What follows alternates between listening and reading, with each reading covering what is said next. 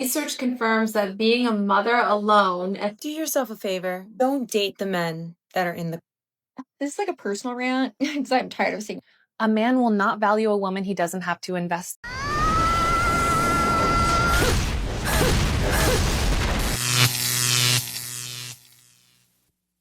Welcome to The Wall. In today's video, we'll be looking at several women with different problems, but all with the same root cause, the frustration of loneliness. We are in the middle of a female loneliness epidemic, and it's causing many of them to start building increasingly extreme theories to justify why they can't form a stable relationship. Before we continue, subscribe, leave a comment, and like the video. It's free, but that small gesture helps the channel tremendously. Now, without further introduction, let's get started. Research confirms that being a mother alone at home with your children is more challenging than 99.9% of regular occupations worldwide. The data shows that cortisol spikes are the highest when you're interrupted, lacking control of the situation, and when there are intense emotions involved, especially with your loved ones, all of which are directly associated with being a mother. So unless you're a soldier or working in an emergency room, which includes similar cortisol spikes, your job isn't as stressful compared to being a mother. Do yourself a favor. Don't date the men that are in the clubs. And you date a man that is always in the club. Yeah, it's fun, right? Because you have a great connect, you have a table, you're having the time of your life. But when you and that man break up, where are you supposed to go? You can't go back to the streets because that's where your man is. The whole point of going back to the streets is to not run into your ex. If you found him in the streets and then you have to go back to the streets, he's just going to be there. Men that you see in the club should remain your friends. They should remain your friends so that when you do go through a breakup, you hit them up and you go out with them. And 9 times out of 10, it's not going to work out with the guy that you found in the club. Like, it's just not. Stop it. Get some help. This is like a personal rant because I'm tired of seeing it online, honestly. But like, can we stop with the narrative that like dating men is a humiliation ritual? Because it's like, why? Because he did something humiliating. He did something out of integrity. He did something embarrassing. And this applies to, men with women too. It's like, why are people, this is why it's so taboo to talk about toxic relationships and why people get so isolated in domestic violence and toxic relationships, because women feel embarrassed when their partner does something wrong, and men feel embarrassed when their partner does something wrong. It's like, what? Like, you didn't do anything wrong though, yet you feel embarrassed. You feel humiliated. Like, I absolutely reject this narrative 100 million %. Like, if somebody does me wrong, I'm not embarrassed. They should be embarrassed.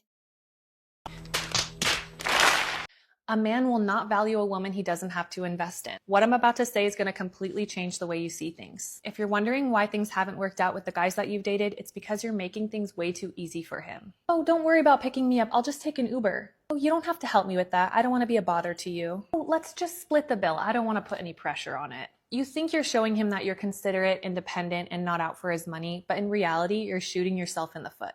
When you're constantly accommodating him, he quickly learns that he doesn't need to put in the effort. And for a man to truly value a woman, he needs to invest. And I'm not just talking about money, I'm talking about time, dedication, and effort. They're hunters. They like the pursuit. And if you don't believe you're worth that effort and investment, then why would he? There will be less and less motivation to pursue you, you'll be taken for granted, and you'll be made less of a priority. But don't worry, I'll teach you how to turn this all around, become more naturally magnetic, and step into your high-value queen era. Follow me to learn more.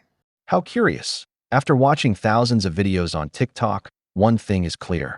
These women repeat the same script over and over again. They sell you the magic formula to become a high-value queen, make him invest, and chase you, all for the modest price of their mentorship. Too bad the teacher herself is lonelier than the sun at high noon. Then they complain about the male loneliness epidemic. Yet they push narratives like shaming your partner or treating dating as a ritual of humiliation.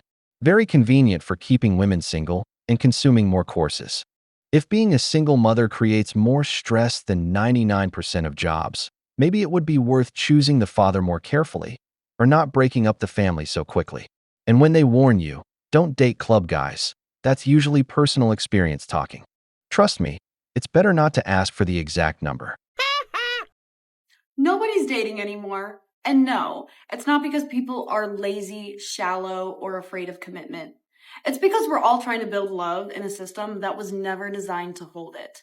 This isn't a you problem. It's not even a them problem.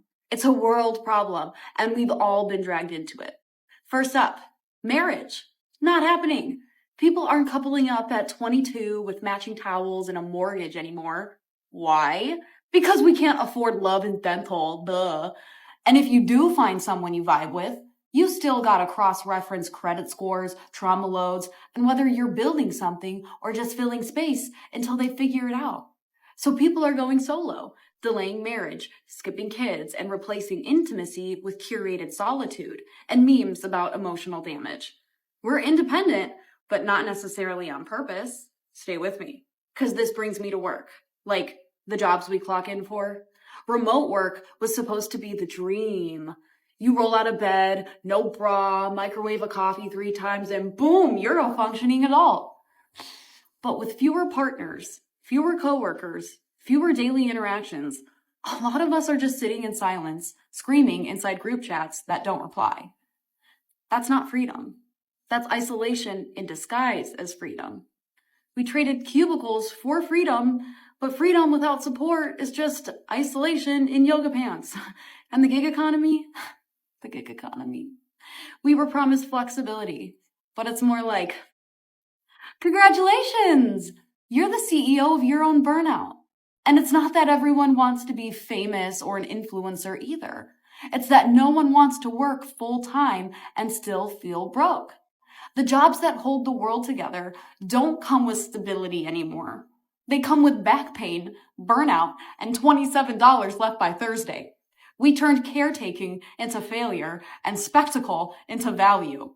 We forgot that some jobs aren't glamorous. They're holy. Most high-paying jobs now are capital jobs, not societal ones. The guy shifting imaginary numbers on Wall Street makes 7 figures. But the social worker keeping families from falling apart? They're crying on their lunch break making $20 an hour. Tell me again how that's okay. We are not rewarding people who sustain life. We are rewarding people who extract from it. And then, if you do want to be one of the smarty good ones, like a therapist or a nurse practitioner, congrats! That'll be 6 years of school, $100,000 in debt, and the privilege of being broke while you save lives. The path to freedom requires 5 years of unpaid internships and a master's degree in burnout. And the middle path, dignified work, fair play, no burnout, doesn't seem to exist. You want to know what's really sexy? Living within your means. We know the system's broken. We're just too tired to fight someone's uncle in the comments again. Like, yes, Mark, I do believe capitalism is unsustainable. No, I don't have the energy to debate it between my 2 jobs and this stress rash. And let's bring in identity really quick, shall we? Back in the day, identity was like, I'm John, I fish. Now it's, I'm demisexual, plant-based Virgo who's pivoting from UX design to somatic healing while exploring my inner child and launching a newsletter about dopamine regulation. We're free to be anything, but nobody warned us that freedom comes with an infinite existential crisis and an identity buffet where every dish might give you spiritual food poisoning. So while we're spiraling about who we are, student debt is suffocating us, housing is laughable, and climate change is throwing hands.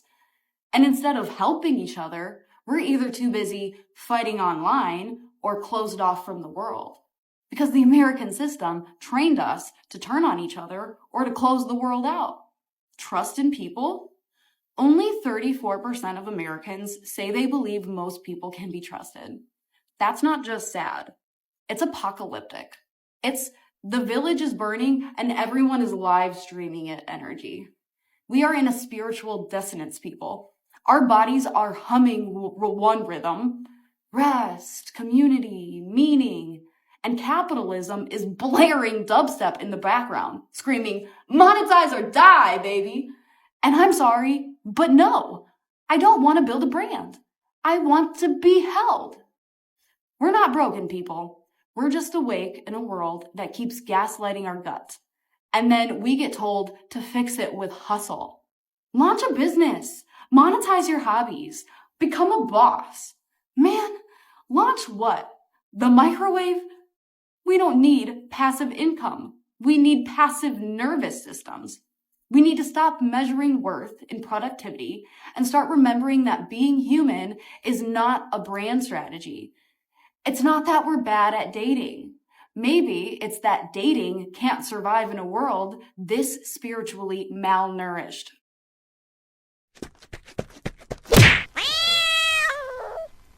How curious. At first, I agreed with her that marriage is being delayed because of debt, workplace isolation, and a lack of social trust. But when she shifts into the mystical stuff, like spiritual dissonance or a passive nervous system, it all falls apart. The world really has changed. People isolate more, and something as simple as a coffee date now seems low value. Today, there are fewer spaces to meet people. Remote work eliminated those natural connections, combined with false accusations that complicate everything. People limit themselves to social media or dating apps, where only the top 20% or the genetic winners have any success, leaving everyone else on the bench. On top of that, videos like this bombard people with ideas of forced independence, going solo, or replacing intimacy with memes, affecting both sexes. The world is different, and being a man is harder. You're fighting against all of this. That's why I recommend stoicism, taking responsibility for your life, improving yourself for your own sake, and being selfish with your interests. This system puts men to the test, and masculinity has never been more under threat. On today's episode of Mercy Yapping, most men do not view women as real people unless they have a woman they know to compare that woman to. I get more attention from men ages probably 60 to 70 than I do from men my own age. This isn't me being like, oh, I'm at the bar and there are old men like staring at me when I'm just... No, this is at work. I'm wearing cargo pants and a polo shirt and I'm getting stared at. I'm getting flirted with. I had a man in his 70s tell me that we should get married. I had one man yesterday lean in to try to fucking sniff me, and my friend's dad was looking me up and down. And my coworker noticed, and she told me afterwards, she's like, I wanted to slap him. He was looking at you up and down. Back to the beginning of my video, when I said most men are not able to understand that women are real people unless they have someone to compare them to. My dad likes to people watch. I like to people watch as well, but my dad likes to, but unfortunately he is not subtle with it, and he is a 50-year-old man who's like 6'2". And I've told him, I was like, if I was in that girl's position and I didn't know you, I would feel uncomfortable.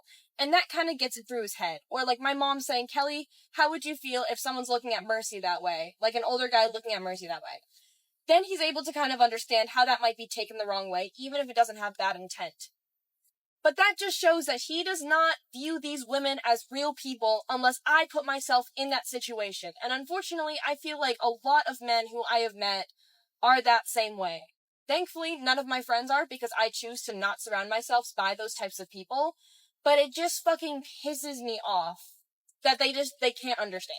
A man immediately introducing you to his friends and family before a certain point in the relationship is a very bad sign. And I know a lot of you guys want to believe, oh, I'm the one, so he wants to introduce me to everyone right away. That's not the case. Usually men who do this have a line of women. It is a constant rotation, one after the next, whether it's relationships or just flings, it doesn't matter. But it doesn't mean anything for them to introduce you to friends and family because they're used to it. It's not something special to them. It is not a progression point in the relationship. It is just something to do. Usually that thing to do is between your legs. Like it's a step for you mentally to be like, oh, look, I met his friends and family. He is serious about me. Most of the time, that's not the case. In a healthy relationship, there are checkpoints, okay? We can go over the checkpoints in another video, but there are checkpoints in a healthy relationship. And if you haven't reached a certain point, there's not an exact number of days, okay? It's not an exact science. But if you've been dating for like a week and you're already meeting his friends and family, girl, run. This is not a good sign. Meeting somebody's family specifically is a sign that the relationship is getting more serious. Men know this. Men know that we think like this too. So a toxic man will use this as a selling point for you to be like, look, I told you we're serious. But he's not. He's serious with you and 5 other women. So despite what you may think, this is actually should be something that happens later, something that you've discussed and something you're like, okay, well, now we're serious. We can meet each other's families. Doing this quickly is a very bad sign. Be careful of this, okay? Do not get bamboozled in thinking that, oh, you met his family right away. You're his dream girl. Absolutely not. A man who is responsible will vet you. He will make sure the relationship is at that point, and he will make sure, I don't want to say worthy because that makes it sound, that puts a negative spin on it, but he'll make it so that he knows for a fact this is a good idea and that you're here to stay. Other than that, bad juju. Don't do it. Cocaine is a hell of a drug. Did you know that self-respecting men don't introduce just any woman to their close circle right away? When we do, it's because we want an honest outside opinion, what your friends or family see in her, whether she's solid or not. Because the truth is, when you're in love, you don't always see the signs clearly, but your mother or your friends do, and they only want what's best for you. Now, this other woman gets angry because men in their 60s or 70s look or flirt at work, even while wearing cargo pants. She wants to eliminate a basic instinct, that men appreciate female beauty. How convenient. That's why today many men prefer not to risk even a glance, just in case it ends in an accusation of harassment. I'm not defending an older man insisting on a minor. That's disgusting. But a woman in her 20s is already a responsible adult. This is nothing new. Just ask Leonardo DiCaprio. When it's a poor 50-year-old man, he's labeled a creep and everything bad. But when it's a rich older man, he's a sugar daddy or a man who just couldn't find love. In the end, it all comes down to the size of the wallet. We've reached the end of the video, but before we go, the questions are for you. If someone introduces you to their family too quickly, is it real commitment, or are you just part of a rotation? In a world where love competes with social media, work, and ego, are we losing relationships because of a lack of values, or because of a system that doesn't allow them to be built? If you liked the video, hit the like button, subscribe to the channel, and turn on notifications. Your support means a lot to us and motivates us to keep creating more content. Stay tuned for the next video from the wall.